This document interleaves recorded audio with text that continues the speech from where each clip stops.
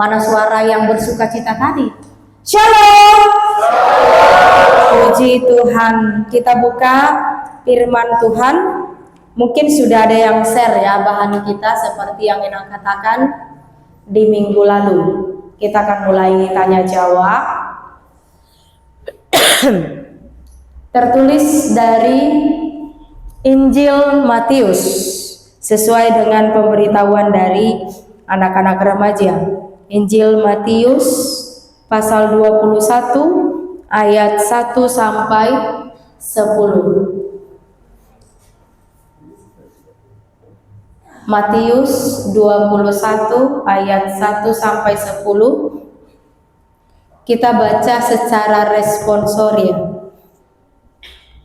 Ketika Yesus dan murid-muridnya telah mendekati Yerusalem dan tiba di Betfage di Bukit Zaitun, ia mengutus 2 orang muridnya. Ayat 2.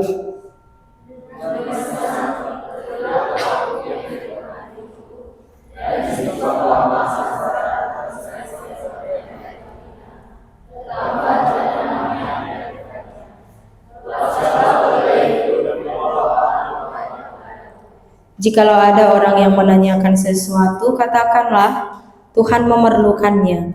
Ia akan segera mengembalikannya.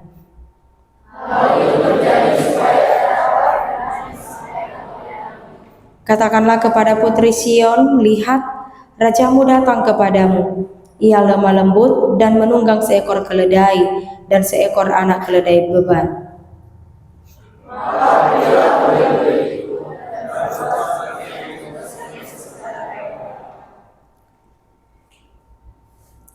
Mereka membawa keledai itu bersama anaknya lalu mengalasinya dengan jubah luar mereka, dan Yesus pun duduk di atasnya.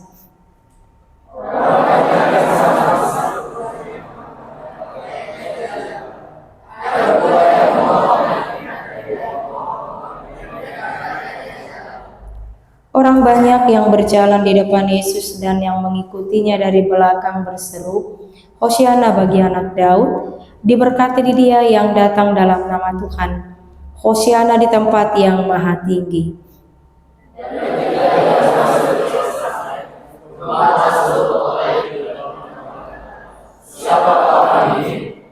Demikian firman Tuhan.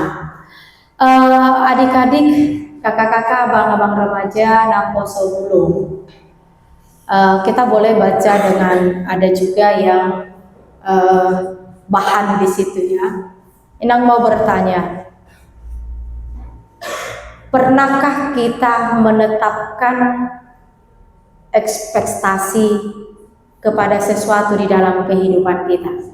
Pernah nggak? Tahu kan ekspektasi kan? Apa itu?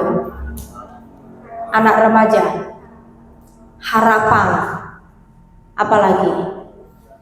Hah? Nggak apa-apa salah. Bayangan, boleh juga bayangan. Apalagi? Iya, keinginan, ya, harapan, keinginan, bayangan atau bisa prediksi untuk sesuatu hal yang ingin kita capai. Nah, misalnya kita membuat ekspektasi kepada makanan misalnya. Kalau kita misalnya pergi untuk tamasya atau rekreasi atau healing istilah sekarang ya, lalu kita menemukan sebuah restoran. Kalau kita lihat penampilannya itu pasti ada prediksi kita, bayangan kita kalau makanan ini enak. Apalagi kalau ramai pengunjungnya. Biasanya orang kan membuat satu alasan bahwa masakan restoran ini enak, pasti enak ketika pengunjung banyak yang datang atau ramai dikunjungin orang-orang untuk makan di sana. Ternyata ketika kita masuk ke sana jauh dari apa yang kita prediksikan, apa yang kita harapkan. Nah, banyak lagi dalam dunia pendidikan juga mungkin ya, adik-adik yang mau lulus mungkin ke tingkat SMA, ada juga yang dari SMA ke tingkat perguruan tinggi.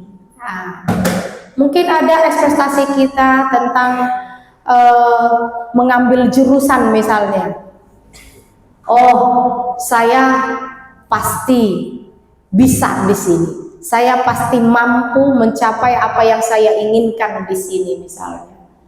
Ternyata apa yang kita prediksi, apa yang kita harapkan terkadang itu tidak terjadi.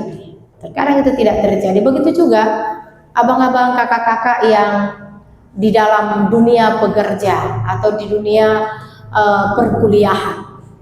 Pasti kita juga pernah membuat harapan, keinginan, ekspektasi dalam kehidupan kita tentang dunia pekerjaan kita, tentang dunia kampus atau mahasiswa atau mahasiswi yang sedang kalian jalani hari ini. Mungkin jauh dari harapan, jauh dari keinginan. Terkadang tidak terjadi sesuatu yang apa yang kita inginkan, apa yang kita harapkan. Nah, kalau kita baca firman Tuhan ini, firman Tuhan ini adalah kisah di mana Yesus memasuki apa? Yerusalem. Memasuki Yerusalem. Tetapi sebelumnya kalau di Matius ini, sebelum Yesus masuk ke Yerusalem itu, Yesus mengutus 2 murid untuk apa? Mencari seekor anak keledai. Nah, disuruh meminta, disuruh mengambil, bukan meminta, mengambil. Apa kata murid-muridnya? Kalau ada yang bertanya untuk apa itu, apa yang akan kami jawab? Katakanlah Tuhan memerlukannya. Sesederhana itu ya, sesederhana itu. Padahal nggak ada, Bu, Nek, Pak, kami boleh pinjam nggak anak keledainya? Nggak ada kayak gitu kan? Suruhan Yesus hanya tolong ambil, ada di sana katanya. Nah, memang kalau kita lihat Yesus ini adalah Mesias, yang dianggap sebagai Mesias. Kalau Mesias itu gelar yang sudah disematkan, kalau bagi bangsa Israel, kalau Mesias sudah disematkan kepada seseorang, berarti dia adalah orang yang sudah diurapi. Dia adalah seorang yang sudah diurapi. Berarti kalau orang yang sudah diurapi, berarti orang-orang ini adalah orang-orang yang memang memiliki kuasa, memiliki kekuasaan.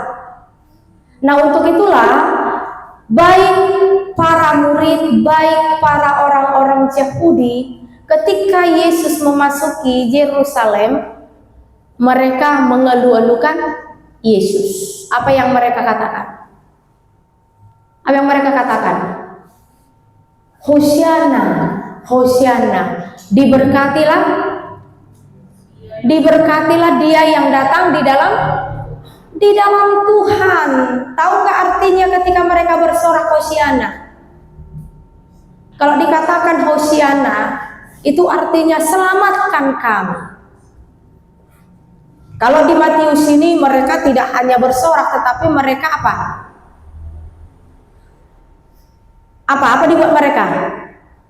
Dibuat karpet baru, apalagi dipersiapkan tadi dibuat di sana? Hah? Iya, melepas pakaian ketika Yesus masuk. Tapi kalau di Yohanes, di Lukas, kalau kita lihat di sana tidak ada. Tapi semua di sana kan mengempaskan pakaiannya untuk Yesus berjalan. Setelah itu baru mereka mengeluh-elukan Hosiana, Hosiana. Artinya selamatkanlah kami. Nah, mengapa orang banyak itu berseru seperti itu? Karena mereka meyakini yang datang ini adalah seorang raja, Mesias yang sudah diurapi. Berarti orang yang sudah diurapi memiliki kuasa. Nah, pada saat itu orang Israel hidup dengan peristiwa di dalam pembuangan dan di dalam penjajahan. Dan pada saat itu adalah bangsa itu sedang dijajah oleh orang-orang Romawi. Nah, ketika mereka bersorak, Hosiana, Hosiana, selamatkanlah kami. Harapan mereka, Raja sudah datang. Dia memiliki kuasa untuk membebaskan mereka dari apa? Dari apa? Dari jajahan Romawi. Ternyata apa yang menjadi prediksi mereka, apa yang menjadi harapan mereka, apa yang menjadi keyakinan mereka, keinginan mereka, apa yang menjadi ekspektasi mereka, ternyata jauh. Kayak orang Batak bilang kan, niripmu perpunikan apa? Pargadongan. Uripmu persaulian HP pardangolan. Artinya kan, saya kira apa itu ya bahasa Indonesianya, persaulian. Aduh teh persaulian. Saya kira ini adalah suatu sukacita, berkat. Ternyata kebalikannya. Itu maksudnya. Dan itulah yang terjadi bagi orang banyak itu. Itu yang terjadi. Benar, Yesus datang untuk membebaskan, tetapi bukan membebaskan bangsa itu hanya sebatas dari penjajahan Romawi, tetapi Yesus datang pada saat itu untuk membebaskan manusia dari jajahan dosa. Dari jajahan dosa. Kecewa mereka? Kecewa. Kalau kita baca di dalam Yohanes, mereka kecewa. Karena yang mereka gambarkan raja yang datang itu adalah orang gagah, orang hebat, orang apa lagi? Perkasa. Ya kalau kita melihat raja-raja kan memiliki baju apa itu? Baju kebangsaan, mengendarai kendaraan mewah. Padahal Yesus datang apa? Naik keledai. Transportasi rakyat jelata. Jauh dari ekspektasi daripada orang banyak itu. Nah, ini sering terjadi dalam kehidupan kita. Seperti tadi Inang tanya, pernah nggak kalian seperti itu? Pernah kan? Pernah, nggak terkecuali anak remaja, anak naposo juga pasti pernah. Mungkin anak naposo melihat seorang cewek cantik, dia lihat ramah, sopan, menegur sapa, wah, ini cewek sempurna sekali, sudah cantik, baik, body aduhai gitu ya kan.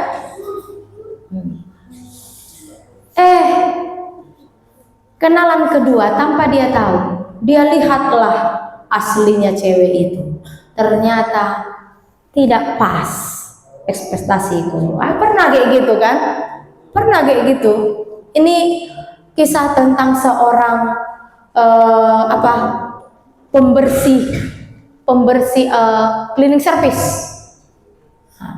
Ada seorang karyawan di sana dan dia memiliki posisi tidak sebagus direktur, tapi dia memiliki posisi yang baik di sana. Jadi dia lihat ini cewek ini, dia baru ini mengagumi seorang cewek. Cewek ini tidak hanya pintar, tidak hanya cantik, tetapi rajin berdoa. Dan di dalam ibadah-ibadah kantor dia selalu menjadi MC. Kalau lewat ini cewek cleaning service ini, kagum banget, hormat banget, senang banget, senang sekali. Tapi dia tidak berani untuk menegur. Nah, suatu ketika ini si cleaning service ngepel lah dia, membersihkan lantai di lantai 2. lewatlah ini si cewek. Tiba-tiba tidak sengaja kenalah kain pelnya ke sepatunya, basahlah sepatu dengan kakinya. Lalu dia marah, bla bla bla bla bla bla bla bla bla bla. Dari situ pudarlah rasa kekaguman sang pria cleaning service tadi. Kenapa? Karena ekspektasinya melihat, wow, tidak hanya cantik di luar, tapi cantik di dalam hati. Tidak hanya cantik di luar, tapi cantik dalam juga. Dan dia senang melihat kalau lewat si cewek itu. Nah dari situ pupus sudah harapannya kepada si perempuan. Nah sering itu terjadi, sering itu terjadi di tengah-tengah kehidupan kita. Nah adik-adik remaja Naposo, memiliki ekspektasi adalah hal yang lumrah ya. Ada kalanya memiliki ekspektasi adalah sesuatu yang baik, karena ekspektasi ini dapat menambah daya juang untuk mendapatkan hasil yang maksimal. Tetapi di sisi lain, ekspektasi menjadi hal yang tidak baik jika sampai memaksakan diri atau katakanlah ekspektasi kita itu harus dipenuhi oleh orang lain. Nah, ekspektasi juga dapat menjadi bukti bahwa kita benar-benar peduli akan apa yang kita kerjakan atau peduli terhadap orang lain. Nah, jadi memang ada plus minusnya kalau di dalam perbuatan atau sifat ada positif dan negatifnya. Tergantung, ketika kita terlalu memaksakan, ini akan mengakibatkan kekecewaan bagi kita. Tapi ketika kita atau ekspektasi kita itu kita jalankan sesuai dengan kehendak Tuhan, ini tidak akan membuat kekecewaan yang berkepanjangan. Seperti judul ya atau topik kita itu, kehendakmu bukanlah kehendakku. Bagus banget memang ya. Kehendakmu bukan kehendakku. Kalau mau jujur, sampai kamu sedewasa ini, sebesar ini, mana yang sering terjadi dalam hidupmu? Kehendakmu atau kehendak Tuhan? Jujur aja, kehendakmu atau kehendak Tuhan? Kehendak? Gak berani. Kehendakmu atau kehendak Tuhan? Gak jelas kalian. Tapi yang pasti lebih sering kehendakku daripada kehendak Tuhan. Coba kalau kehendak Tuhan yang kau inginkan dalam kehidupanmu, kamu tidak akan menjadi remaja-remaja atau muda-mudi yang mudah menyerah. Menjadi remaja atau muda-mudi yang cepat-cepat apa? Kalau istilah orang Batak,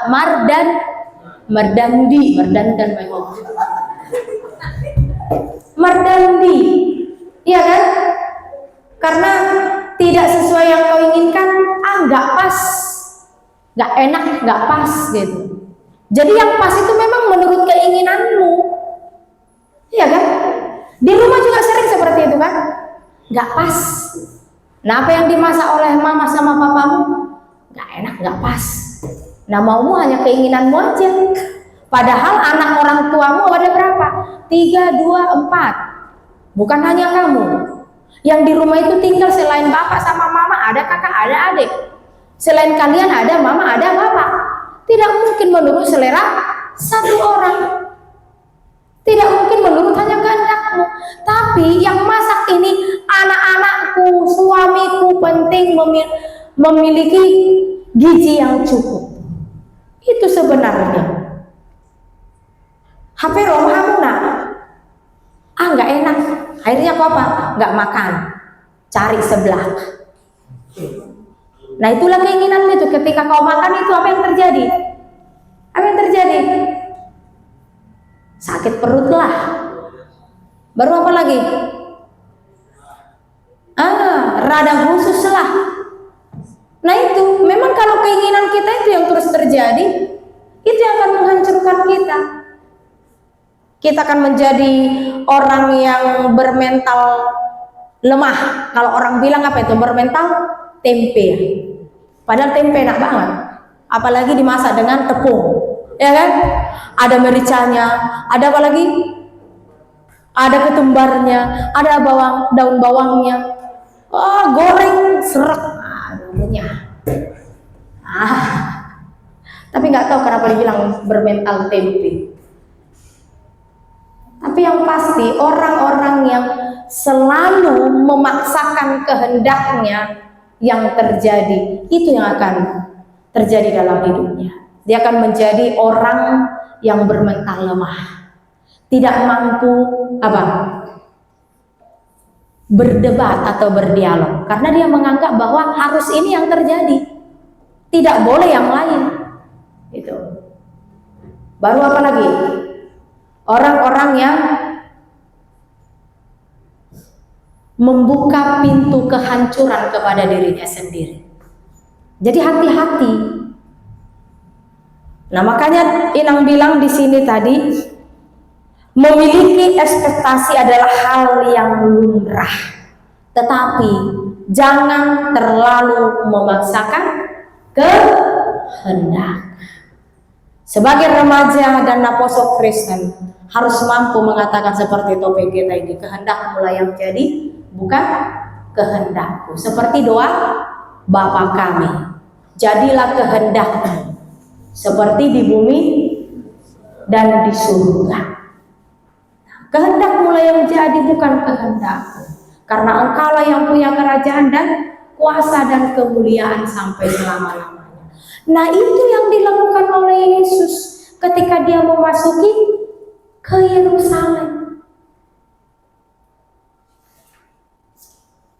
yang menunjukkan bahwa dialah yang memiliki kuasa, memiliki kehormatan, memiliki kemahahebatan.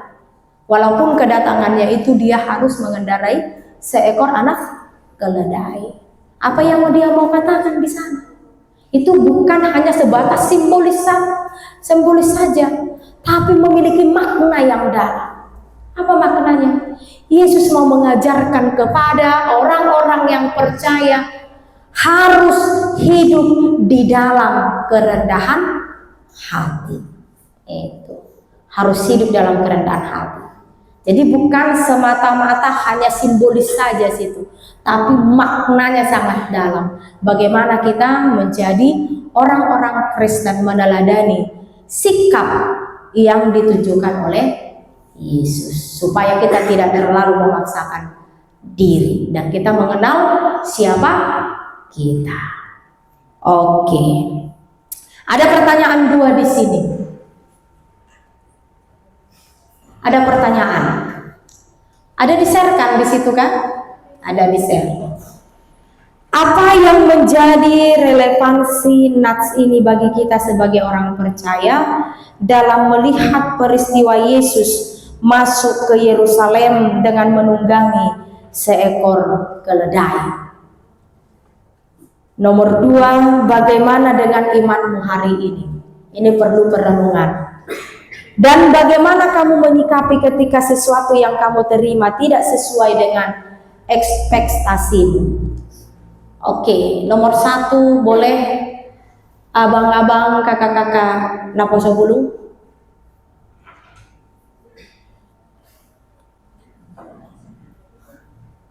Ada yang mau menjawab?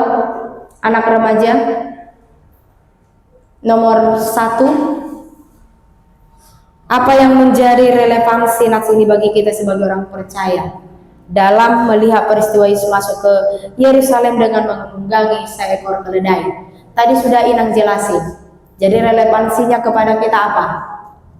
Aktualisasi yang harus kita jalankan dalam kehidupan kita itu apa? Lewat peristiwa masuknya Yesus ke Yerusalem dengan mengendarai keledai. Oke, cewek-cewek ada? Ada?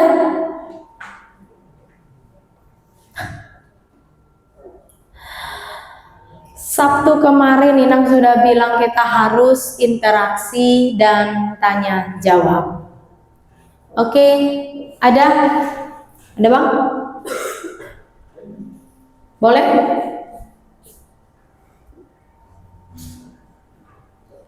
Apa relevansi nats ini bagimu dalam peristiwa Yesus memasuki Yerusalem dengan mengendarai kuda?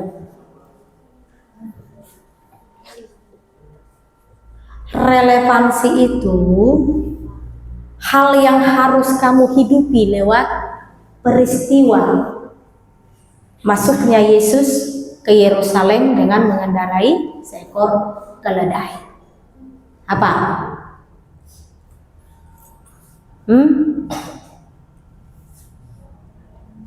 Sama itu istilahnya, lebih apanya? Apa yang mau kau wujudkan, wujud nyatakan dalam hidupmu? Apa? Kamu bisa? Aduh, apa? Nggak bisa.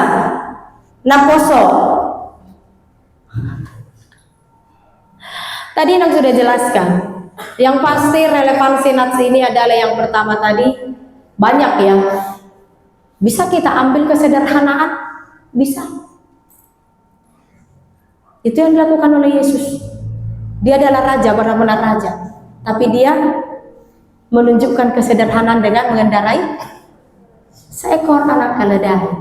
Apalagi hidup di dalam rendah hati. Harus hidup dalam rendah hati. Walaupun nyatanya misalnya dalam penglihatan manusia kamu lebih diberkati atau keluarga kamu lebih diberkati dari teman-temanmu, jangan menyombongkan diri. Itu yang mau dikatakan. Jangan terlalu apa itu istilahnya menyombongkan diri. Pongah ya, pongah. Hah? Istilah sombong, pongah ya. Gak kedengaran. Pongah ya tuh, pongah gak. Inang lupa itu. Nah itu yang mau diajarkan kepada kita. Jadi relevansinya adalah hiduplah dalam kerendahan hati. Jangan terlalu menyombongkan apa yang ada padamu. Yesus mau menunjukkan bahwa akulah yang memiliki kuasa. Akulah yang memiliki kehormatan. Akulah yang memiliki kehebatan. Jadi hiduplah seperti yang kuteladani kepada kamu. Itu. Oke.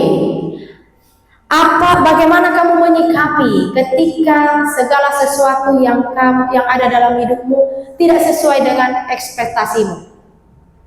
Kalau aku orangnya nggak terlalu bawa perasaan, jadi kalau sesuatu tidak menjadi sesuai ekspektasi aku, ya udah aku terima aja.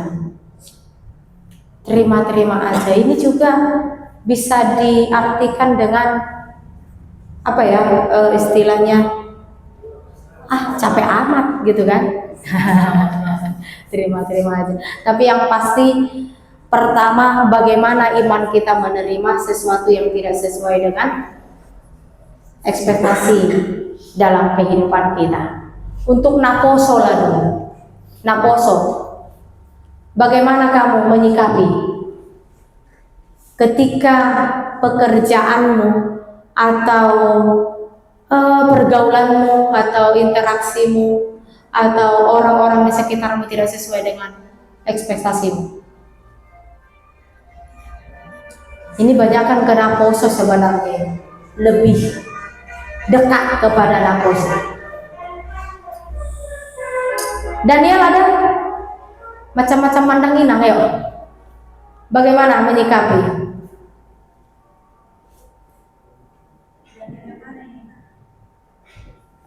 Daniel Silitonga. Dan dua versi Daniel. Oh, dua sama. Daniel Simatupang peparjolo dak pala pihak. Daniel Simatupang. Ini lebih kepada naposo karena memang kenapa inang tekankan ke naposo? Banyakkan naposo sekarang itu kan sudah mampu berpikir ke depan kan. Artinya ingin meraih sesuatu dan ambisinya lebih besar daripada anak remaja, karena anak remaja lebih kepada apa? Sekolah, belajar nggak pala terlalu serius. Nah itu kalau tidak dipaksa. Kalau anak naposo kan sudah mencoba melihat ke depan, apa yang akan menjadi masa depanku, apa ini, walaupun kita tahu Tuhan yang megang masa depan, tapi naposo sudah memiliki ambisi, walaupun remaja tidak lepas dari situ.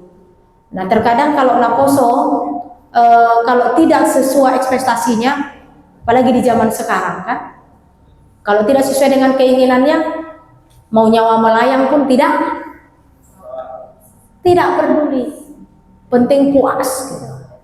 Nah coba bagaimana kau menyikapi? Daniel Simatupang.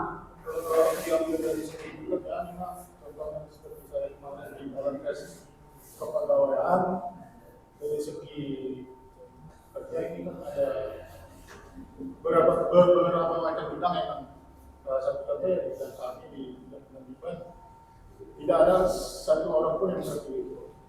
Ya, harusnya tentunya kita kelelahan. Tetapi kalau itu semua kata itu kita serahkan kepada Tuhan. Jadi kemudian di kedepan hari-hari kita berusaha lagi kemudian supaya kita bisa menjadi karyawan tetap. Mantap. Inilah orang-orang yang memiliki iman. Amin. Ya, harus seperti itu. Ya, jangan hanya ikut PHD, tapi tidak menyikapi dengan iman. Daniel Silitowa, Daniel di Gua Singa ini dua-dua. Bang. Kalau saya pribadi sih sebenarnya cuma satu sih yang saya ini misalnya ekspektasi yang terjadi itu pakai konsep ini just do your best, just get good less. Itu lakukan yang terbaik kan kalau nanti yang itu istilah apapun yang terjadi itu terjadi. Mantap, itu motivasi loh untuk kalian. Motivasi tuh untuk kalian. Yang penting kerjakan dulu prosesnya. Nah harus seperti itu. Jangan langsung kamu menuju hasil, padahal kamu belum melewati ini. Yang terjadi apa? Ketika tidak terjadi sesuatu itu ya stres, kecewa. Jadi memang perlu kayak bilang tadi proses. Akhirnya kita kembali kepada apa itu ya, pepatah itu, bahwa proses tidak pernah mengkhianati hasil. Nah, adik-adik nggak boleh menyerah. Sah-sah saja kamu memiliki harapan, keinginan, ekspektasi, tetapi jangan terlalu memaksakan kehendak. Itu kata Bang Daniel Simatupang tadi. Jadi motivasi itu, ini yang saya terima, ini yang saya inginkan di PHD kita ini. Saya harap Naposo bisa memberikan motivasi-motivasi kepada adik-adiknya. Nah, untuk itu, kalaupun saat ini kamu tidak mendapatkan apa yang kamu inginkan itu, jangan pernah menyerah. Seperti PHD kita yang kemarin. Kenalkan Thomas Alva Edison kan? Siapa itu Thomas Alva Edison? Siapa anak remaja? Iya, penemu lampu atau pencipta lampu. Tahu nggak di masa kecilnya itu bagaimana kisahnya? Dia berkebutuhan khusus sampai dikeluarin dari sekolah. Apa kata gurunya? Kami menyerah, kami ini tidak bisa, ini anakmu. Apa saja anakmu ini katanya. Tapi apa? Ibunya nggak pernah menyerah. Siapa nama ibunya? Matthew Edison. Ibunya lah yang menjadi guru privatnya di rumah. Sampai dia berhasil membawa Thomas Alva Edison memiliki nama besar. Jadi jangan pernah terlalu memaksakan kehendak sehingga kamu tidak mencapai atau tidak menjadi kalah dan menjadi apa? Menjadi orang yang hancur lebur. Jadi kalau kau memiliki keinginan, ekspektasi atau harapan, raih. Tapi ingat, kehendak mulai menjadi Tuhan. Oke, sebagai penutup ada pertanyaan? Ada pertanyaan? Ada pertanyaan? Segitu-segitu aja, nggak usah panjang-panjang. Masih banyak terus PHD kita. Ya kan? Ada pertanyaan? Anak-anak remaja? Gak ada? Dan gak ada Om Belinda. Tim musik, ada pertanyaan? Gak ada? Gak ada? Hah? Yang paling tua?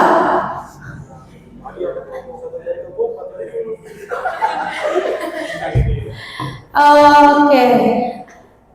Kesimpulan firman Tuhan ini mau mengajarkan kepada kita, jadilah murid-murid Tuhan yang senantiasa memiliki iman dan keyakinan di dalam pengharapan kepada Tuhan. Jangan ragu dan jangan cemas dan jangan pernah khawatir ketika engkau menyerahkan kehidupanmu kepada kehendak Tuhan. Maka apapun boleh terjadi dalam kehidupanmu. Amin. Kita berdoa.